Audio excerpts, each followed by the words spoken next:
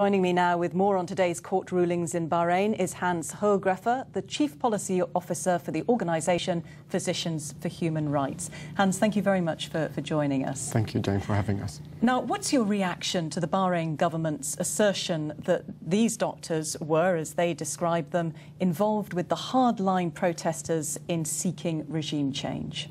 Well, let me first of all say that Physicians for Human Rights, the organisation that I represent, views today's verdicts, Draconian verdicts, as a further escalation in the tension in human rights and a worsening of the human rights record.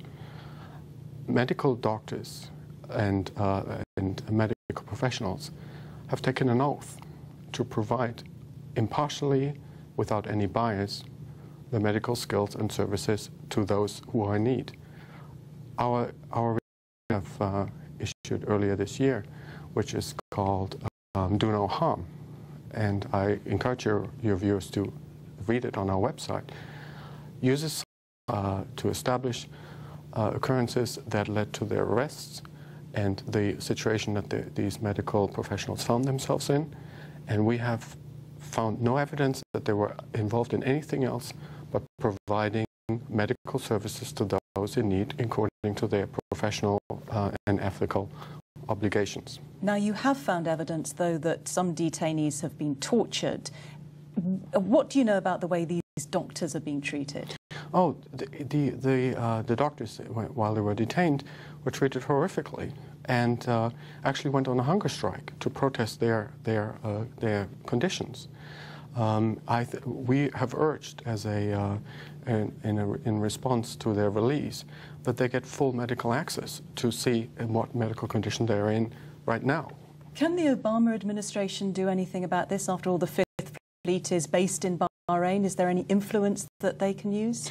Yeah, certainly. The United States has a significant amount of influence in Bahrain. After all, Bahrain is a major non-NATO ally and is a close friend of the United States, and also has a free trade agreement with the United States.